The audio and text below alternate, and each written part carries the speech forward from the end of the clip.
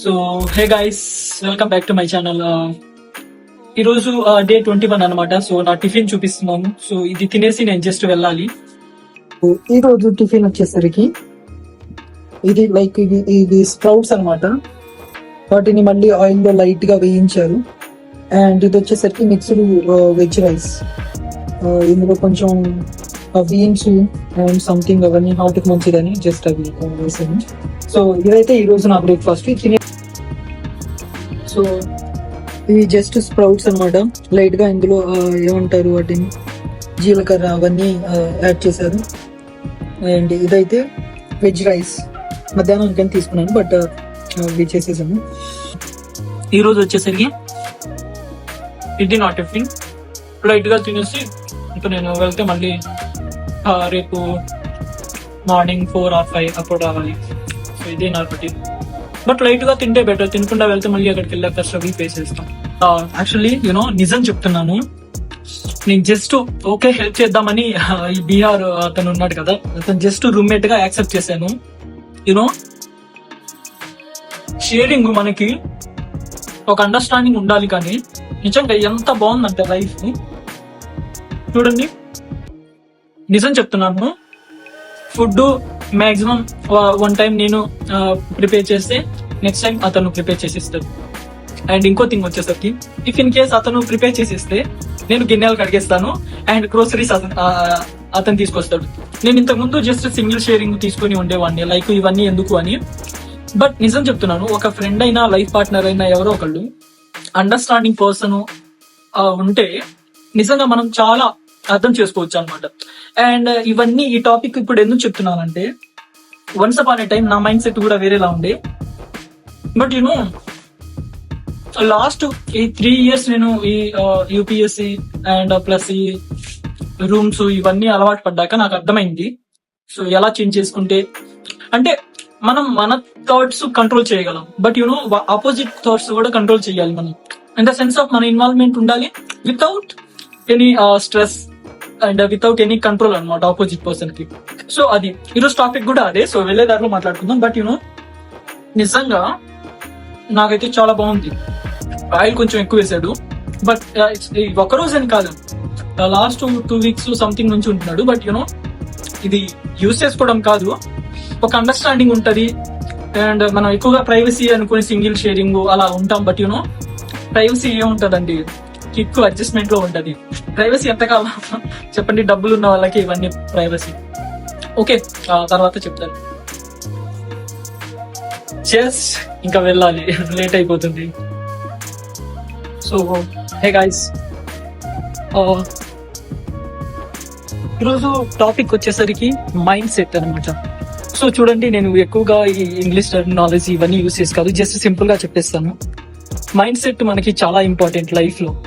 And like చదువుకోకపోయినా just మనకంటూ మన way of behave and way of like ఒక specific situation వచ్చినప్పుడు మేక్ డెసిషన్స్, ఇవన్నీ బైండ్ విత్ మైండ్ సెట్ అనమాట. సో ఇప్పుడు మన మైండ్ సెట్ ఏ స్టేజ్ లో ఉన్నా మనం మార్చుకోవాల్సింది ఒకటే, ఎప్పుడు కొంచెం పాజిటివ్ గా ఉండటానికి ట్రై చేయండి. అంటే ప్రతి విషయంలో కాదు, positive in the sense of అది ఏం చేస్తుందంటే లైక్ మన నేచర్ ని కొంచెం కామ్ గా ఉంచుతుంది. మనం ఎప్పుడైతే అగ్రెసివ్ గా ఇంపల్సివ్ గా బిహేవ్ చేస్తామో అవుట్ ఆఫ్ కంట్రోల్ అయిపోతుంది అనమాట. మనం డెసిషన్ సరిగ్గా తీసుకోలేము. అండ్ బీపీ, బ్లడ్ ప్రెషర్ పెరిగిపోవటం, సంథింగ్ ఇలాంటివన్నీ వస్తుంది. సో మైండ్ ఆల్వేస్ కామ్ గా ఉండాలంటే first you should be always positive manner and mindset. So అది అనమాట.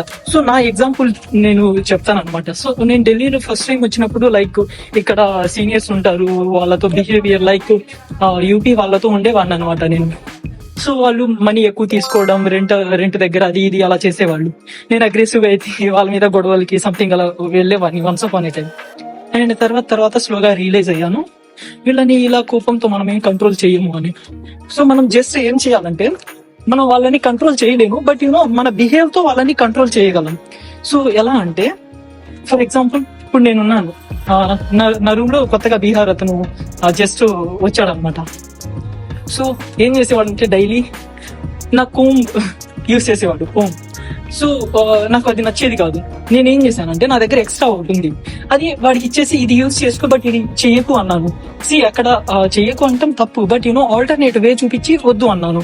దెన్ హీ కెన్ అండర్స్టాండ్ అనమాట ఈజీలీ. అండ్ ఇంకొకడు ఉన్నాడు, for example actually hostel life face చేసే వాళ్ళకి తెలిసే ఉంటుంది. ఇప్పుడు ఒక ఫ్లాట్ లో మోర్ దెన్ 4-5 మెంబర్స్ ఉంటాం. It's not that much off easy, like washrooms కానీ ఇవన్నీ మేనేజ్ చేసుకోవాలి, థింగ్స్ చాలా ఉంటది.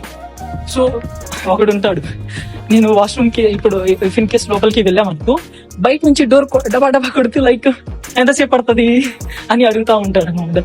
నేనేం చేశానంటే లైక్ ఇప్పుడు అలాంటి వాళ్ళని మనం ఏం చేయలేము. ఒకసారి చెప్తాం this is not good manners అని, వాడు అలా తయారవ్వడానికి రీజన్ కూడా ఏదో ఒకటి ఉంటది కదా. లైక్ నేను అనుకున్నాను ఇంకొకటి ఉంటాడు అనమాట, వాడు లోపలికి వెళ్తే మోర్ దెన్ 1 hour బయటికి రాడు. ఇప్పుడు అందరికి టైమింగ్స్ ఉంటది, అందరికి ఉంటది కదా పంక్చువాలిటీ, బట్ ఒకళ్ళు చేసిన ఇంపాక్ట్ వాడు ఇంకొకళ్ళ మీద చూపిస్తాడు. అలాంటి సిచ్యువేషన్ లో మనం ఆ కాంటాక్ట్స్ ని అర్థం చేసుకుని మన వే ఆఫ్ బిహేవ్ ఎలా ఉండాలంటే, వాళ్ళు లేనప్పుడు, లేకపోతే మనం ఇంకొంచెం అర్లీగా రెడీ అవ్వటం, లేకపోతే కొంచెం లేట్గా ఇన్ ద సెన్స్ ఆ టైంలో నువ్వు వేరే పని చూసుకో, అదే చేయాలని రూల్ ఏం లేదు. సో అలా అనమాట ప్రతిదీ. మనీ విషయంలో కూడా ఒక 2 days లేట్ అయిందనుకో, ఓనర్స్ ఉంటారు కదా, వాళ్ళకి మంచి ఎక్స్ప్లెనేషన్ ఇచ్చుకో, ఒక 2 days అటు ఇటు అయినా ఏం అవ్వలేదు అని. వాళ్ళు ఓవర్ ఏ టైం పీరియడ్ నీ బిహేవియర్ వాళ్ళు అర్థం చేసుకుంటారు, ఇతను మంచోడా చెడ్డోడా. జస్ట్ ఒకటేనండి, మంచి చెడు అతని క్యారెక్టర్ తెలిసేది ఒకటే అనమాట. అవి మన నేచరు అవన్నీ ఎలా అవుతుందంటే, మనం అగ్రెసివ్ గా సీరియస్ గా తీసుకున్న టాపిక్ కొంతమంది సిల్లీగా తీసుకుంటారు. లైక్ నేను నా అటెంప్ట్ అవ్వలేదు అనమాట, రీసెంట్ అటెంప్ట్. సో నేను అవ్వచ్చు లైక్ డైలమాలోకి వెళ్ళిపోయి అండ్ ఏదో కోల్పోయినట్టు అలా ఉండొచ్చు, బట్ అలా ఏం లేదు. జస్ట్ పోతే పోయింది, పర్లేదు, ఇంకొక 1 year ఉంది కదా, దీన్ని ప్రాపర్ గా ట్రై చేద్దాం అనిపించింది. బట్ నేను ఆ నేచర్ కొంతమంది ఇంటికి వెళ్ళిపోయి లైక్ ఇంకా మేము రాము అన్నట్టు, అండ్ ఇంకా మా వల్ల కాదు అన్నట్టు, ఇలాంటివి చాలా ఉంటది అన్నమాట. సో ఇవన్నీ కాదు, ఆ ఇన్స్టెంట్ ఒక టైం వచ్చినప్పుడు మనం అలా సిచ్యువేషన్ కి తగ్గట్టుగా రైట్ డెసిషన్ అవి తీసుకుంటే బెటర్. నా పాయింట్ ఆఫ్ వ్యూ వచ్చేసరికి ఈ మైండ్ సెట్ త్వరగా బిల్డ్ అవ్వాలంటే బుక్స్ అవన్నీ చదువుకోవాల్సిన అవసరం అసలు అలా అని కాదు. ఇది మనం ఉండే నేచరు, మన ఎన్వైరన్మెంట్ అదే నేర్పిస్తుంది. సో కామ్ గా వచ్చిన సిచ్యువేషన్ ని యాక్సెప్ట్ చేసుకోవాలి, దాన్ని మన వరకు ఎలా మేనేజ్ చేసుకోవాలి. లైక్ ఇంపాక్ట్ ఏ సిచ్యువేషన్ అయినా హ్యాపీనెస్ అండ్ సక్సెస్, ఫెయిల్యూర్ అన్ని ఈక్వల్ గా చూసుకోవాలి. అఫ్ కోర్స్ కొంచెం ఫులిష్ థింగ్ లా ఉంటది, బట్ మన చేతుల్లో ఉన్నది మనం కంట్రోల్ చేయగలం. రైట్, ఆపోజిట్ పర్సన్ ని వేరే వాళ్ళ చేతుల్లో ఉన్నది మనం అసలు కంట్రోల్ చేయలేము. సో అది ఎప్పుడైతే మీరు అర్థం చేసుకుంటారో లైఫ్ ఒక్కసారిగా చాలా ఈజీగా అయిపోతూ ఉంటుంది. అండ్ ఈ పక్కన వాళ్ళు వీళ్ళని పట్టించుకుంటే you can't do anything. Just update your self, నిన్ను నువ్వు కన్సిడర్ చేసుకో, నిన్ను నువ్వు కీప్ అప్డేట్ చేసుకో. It's really fail. అండ్ నా రిజల్ట్ అయితే నేను చెప్తున్నాను సీరియస్ గా 100% సక్సెస్. అండ్ ఆపోజిట్ పర్సన్ ఎలా ఉన్నా నేను నా కంట్రోల్లో తెచ్చుకుంటాను. In the sense of like manipulate చేయటం కాదు, సిచ్యువేషన్ ని మన కంట్రోల్లో తెచ్చుకోవడం. సో అది స్లోగా మీకు అర్థమవుతుంది.